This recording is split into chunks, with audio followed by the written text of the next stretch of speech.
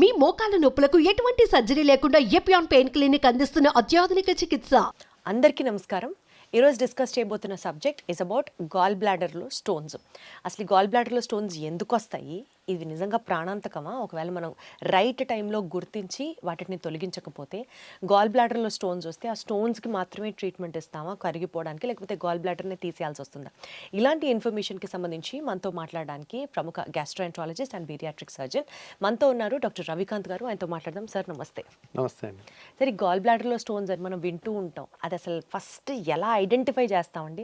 కడుపు దగ్గర నొప్పిగా అలా స్టార్ట్ అవుతుందా, లేకపోతే బ్లోటింగా, గ్యాసా, ఎలా స్టార్ట్ అవుతుంది? How do we identify?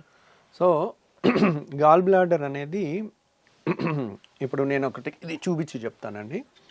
ఇది గాల్ బ్లాడర్ అనమాట. సో ఇది ప్యాంక్రియాస్, ఎల్లో కలర్ దంతా ప్యాంక్రియాస్. ఓకే. సో ఇదేమో చిన్న పేగు, డూయోడినం అంటారు. సో ఈ గాల్ బ్లాడర్ మనకి కుడి పక్క ఉంటుంది. ఇక్కడ ఈ రిబ్ కేజ్ ఉంటుంది కదండి, ఈ రిబ్ కేజ్ ఇక్కడ ఎముక అయిపోతుంది. ఛాతీ ఎముక ఇక్కడతో ఎండ్ అవుతుంది, ఇక్కడ నుంచి పొట్ట స్టార్ట్ అవుతుంది అనమాట. ఈ రిబ్ కేజ్ కరెక్ట్గా ఈ పాయింట్లో ఉంటుంది, మధ్య పాయింట్లో, అంటే మిడ్ లైన్కి ఇక్కడికి మధ్య పాయింట్లో ఇక్కడ ఉంటుంది అనమాట.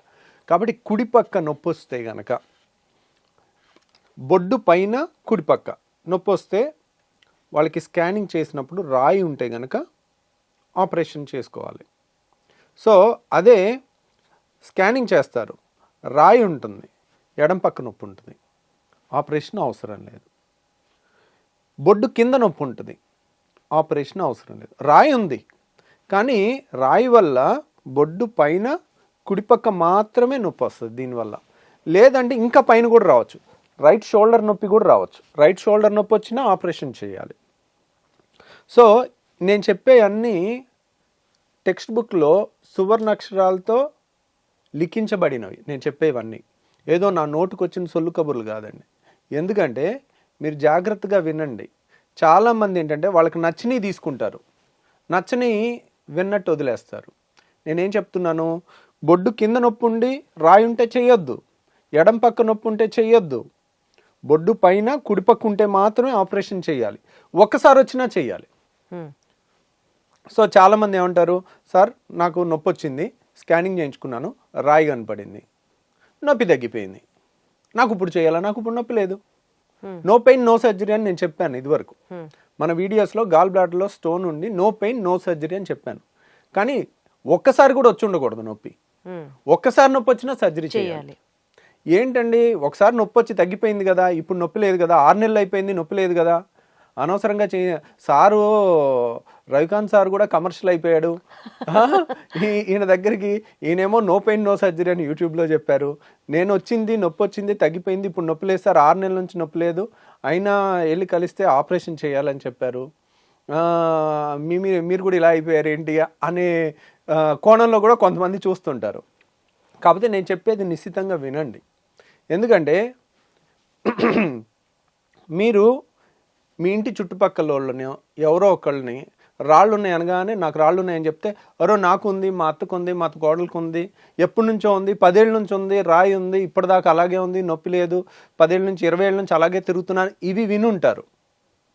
ఇది కాయిన్కి ఒక సైడ్ మాత్రమే, ఒకవైపే చూడు రెండో వైపు చూడాలని అనుకోవద్దు అని అంటారు చూడండి.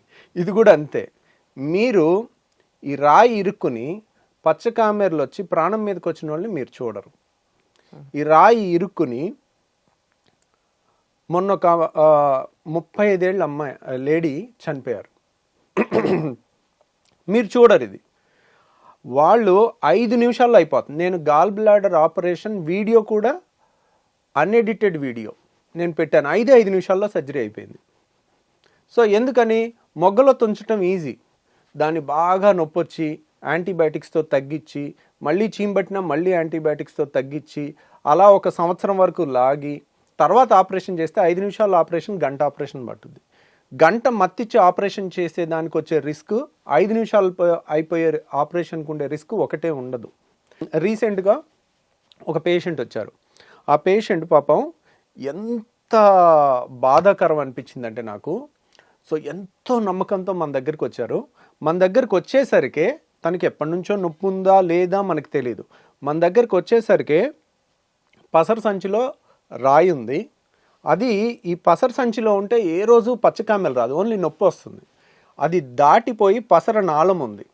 పసర నాళం ఏంటంటే మనకి చాలామంది ఏమనుకుంటారు, పసర తయారయ్యేది గాల్ బ్లాడర్లో అనుకుంటారు. అది తప్పండి.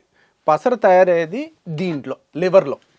ఈ లివరు కరెక్ట్గా నా సైజుకి 75 కేజీలు 80 కేజీలకి ఇంత ఉంటుంది అనమాట. సో కేజీన్నర ఉంటుంది మన లివరు ఇలా లోపల ఉంటుంది, కరెక్ట్గా ఈ రిబ్ కేజ్ లోపల ఉంటుంది. ఈ లివరు లీటర్న్నర పసర తయారు చేస్తుంది.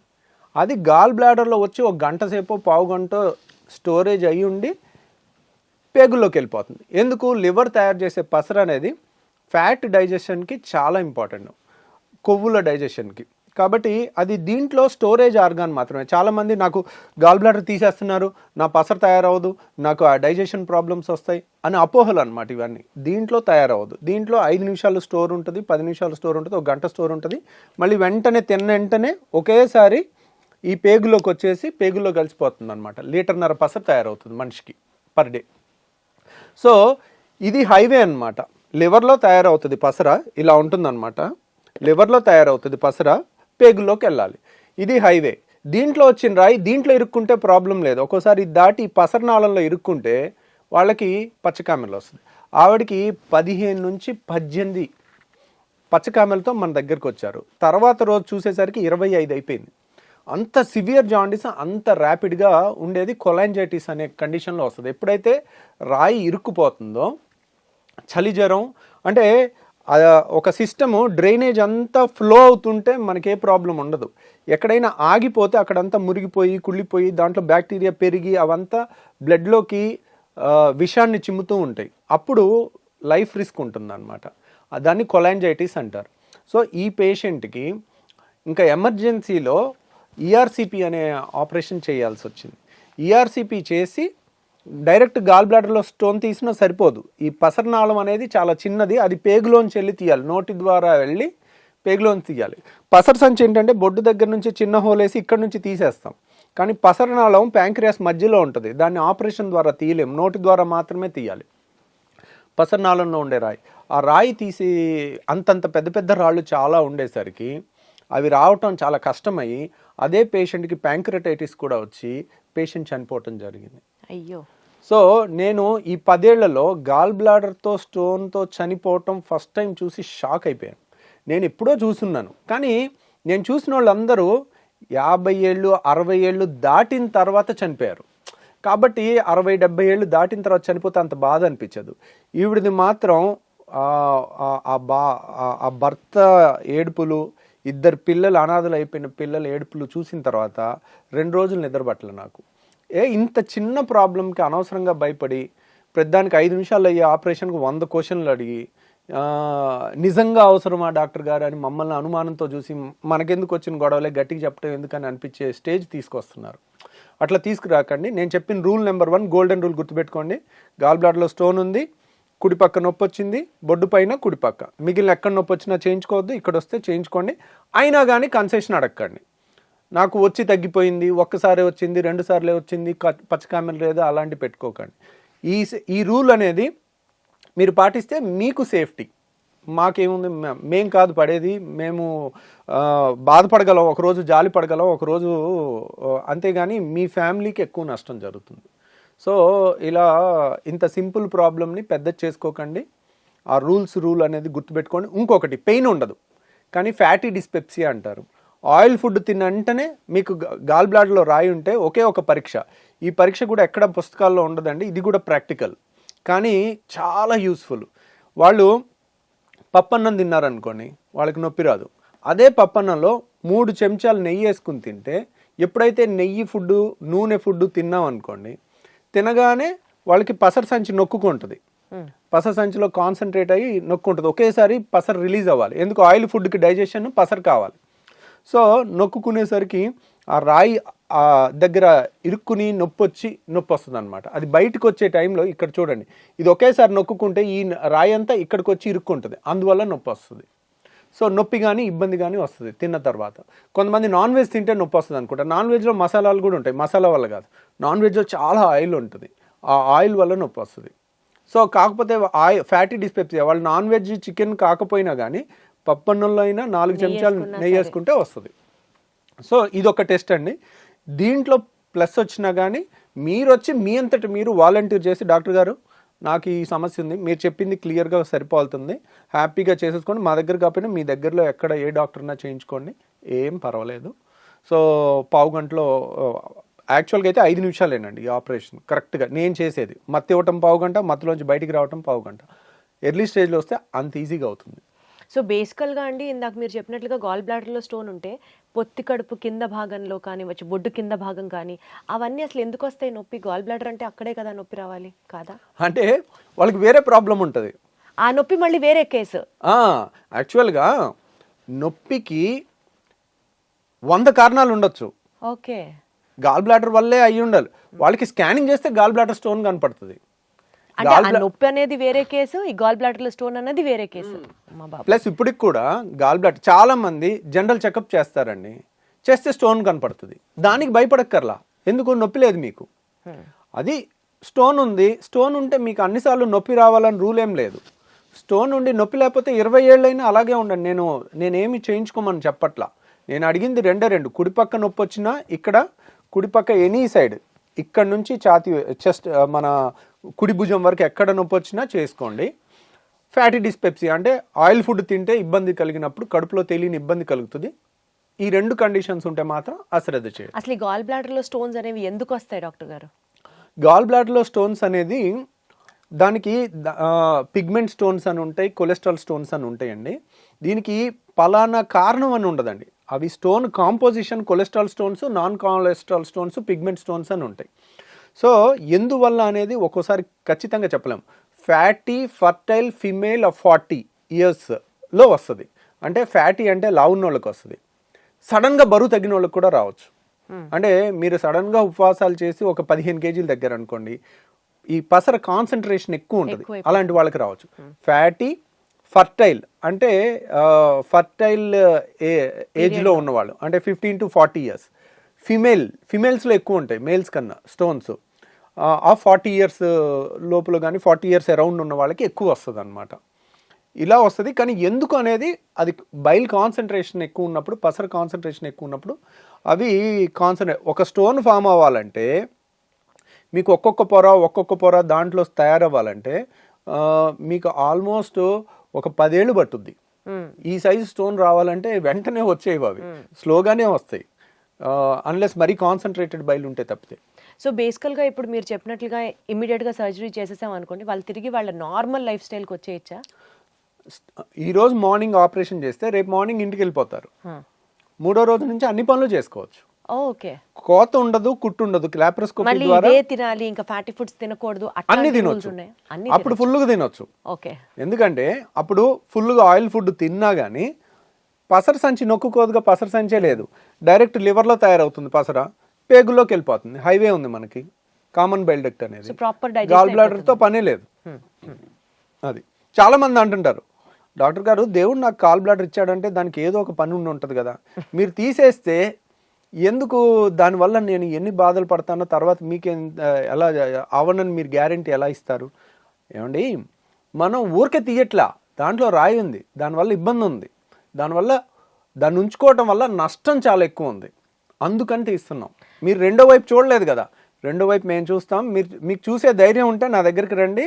నా దగ్గర అన్నీ కుళ్ళిపోయిన గాల్ బ్లాడర్లు, ఇంత చీంబట్టిన గాల్ బ్లాడర్లు, దాని మీద ప్రాణం పోయిన వాళ్ళు, ఆ ఆపరేషన్ లేట్గా వచ్చినందువల్ల వాళ్ళ నెంబర్లతో సహా ఉంటాయి. వాళ్ళ ఇంటికి వెళ్ళి ఫ్యామిలీతో మాట్లాడితే మీకు తెలుస్తుంది. సార్, ఇప్పుడు గాల్ బ్లాడర్లో స్టోన్స్ ఉంటే స్టోన్స్ మాత్రమే తీయడం అవ్వదా సార్? గాల్ బ్లాడర్ మొత్తం తీసేయాల్సిందేనా? గాల్ బ్లాడర్లో స్టోన్ మొన్నొకటండి, గాల్ బ్లాడర్లో స్టోన్ ఉంటే గాల్ బ్లాడర్ మొత్తం తీయాలి, స్టోన్ ఒక్కటి తీయకూడదు అనమాట. ఎందుకు తీయకూడదు అన్నారనుకోండి, గాల్ బ్లాడర్లో స్టోన్ ఒకసారి వచ్చిందంటే మనం స్టోన్ ఒక్కటి తీస్తే మళ్ళీ స్టోన్ తయారయ్యే అవకాశం ఉంటుంది. నెంబర్ 1, మళ్ళీ ఇంకోసారి ఆపరేషన్ చేయాల్సి వస్తుంది. రెండోది, పసర సంచి అనేది ఇంపార్టెంట్ అవయవం కాదు, దీన్ని తీసేసినా ఏం నష్టం లేదు, తీసేయటం తేలిక. ప్లస్ పసర సంచి వాల్ అనేది పేపర్ కన్నా పలుచుకుంటుంది. దాన్ని కట్ చేసి దాని లోపల రాయి తీసి మళ్ళీ కుట్టేస్తే అక్కడ నుంచి పసర లీకేజ్ అయితే ప్రాణం పోద్ది. ఓ అమ్మా. ఇప్పుడు పేగు మందంగా ఉంటుంది, పేగును కట్ చేసి పేగును జాయిన్ చేసి కుట్లు వేయచ్చు. పసర సంచి పల్చగా ఉంటుంది, పొరపాటున దాని నుంచి పసర లోపల ఉండేది బయటకు వస్తే కనుక సెప్టిక్ అయిపోద్ది. అందుకని అలాంటివి చేయకూడదు. అలాంటిది కూడా కొంతమంది అడుగుతున్నారు, నా పసర సంచి తీయటానికి వీల్లేదు అంటే మనకున్న ఎక్స్పర్టీస్తో చెయ్యొచ్చు. నేను ఇదివరకు కూడా చేస్తున్నాను, రాయి ఒక్కటి కూడా తీసున్నాను.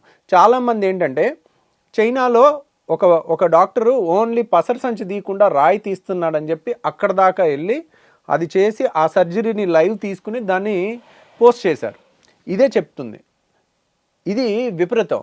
నాకు అనవసరంగా గాల్ బ్లాడర్ తీయకుండా నేను ఇలా ఓన్లీ రాయే తీసుకుని వచ్చాను, ఈ ట్రీట్మెంట్ ఎవరు చెప్పకుండా అనవసరంగా గాల్ బ్లాడర్లు అందరు తీసేస్తున్నారు అని అంటున్నారు. కానీ మీరు 100 ఏళ్ల రీసెర్చ్ని డస్ట్బిన్లో పడేసినట్టు. సో అది చేసుకోవటం మీరు ఒక్కళ్ళు చేసుకుని బయటపడ్డారు. ఎప్పుడైతే అది కరెక్ట్ ట్రీట్మెంట్ అవుతుంది, మీరు 1000 మందికి చేసి కూడా ఒక్కళ్ళు చనిపోకపోతే అవుతుంది. ఇప్పుడు గాల్ బ్లాడర్ ఆపరేషన్ 1000 చేసినా ఆపరేషన్లో చనిపోయే వాళ్ళు ఉండరు మా దగ్గర. అక్కడ ఒక్కళ్ళు ఉన్నా చాలు, ఆ ఒక్కళ్ళు 100లో ఒక్కళ్ళకి దీనివల్ల సరిగ్గా చేయకపోయినా, చేసిన దగ్గర నుంచి లీకేజ్ అయినా అన్కన్వెన్షనల్ ప్రొసీజర్ చేయటం గొప్ప విషయం కాదు. బట్ అసలు బేసిక్గా గాల్ బ్లాడర్ ఫంక్షన్ ఏంటి సార్ బాడీలో? గాల్ బ్లాడర్ కాన్సన్ట్రేట్ చేస్తుంది బైల్ జ్యూస్ని. అంటే దీంట్లో లీటర్న్నర తయారవుతుంది, తయారయ్యేది 24 గంటలు స్లోగా తయారవుతుంటుంది. ఇది దీంట్లో 1 గంట వచ్చి ఉందనుకోండి, దీన్ని కాన్సన్ట్రేషన్ 10 టైమ్స్ పెంచుద్ది. దీంట్లో పెంచి మనం తినగానే కొలిసిస్టోకైనిన్ అనే హార్మోన్ వస్తుంది. ఇప్పుడు మనం రుచికరమైన ఫుడ్ చూడగానే నోట్లోంచి ఉమ్మ ఎలా వస్తుందో అలాగే ఈ పసరు కూడా నొక్కుకోవటానికి ఇది కరెక్ట్గా పేగుల్లోకి వెళ్ళి ఇక్కడ మింగేగానే పేగుల్లోకి వెళ్ళేసరికి ఈ పసరు వచ్చేయాలని చెప్పి కొలిసిస్టోకైనిన్ అనే హార్మోన్ వచ్చి దీన్ని నొక్కేస్తుంది. నొక్కినప్పుడు ఒకేసారి కాన్సన్ట్రేటెడ్ బైల్ పైగులోకి వెళ్తుంది.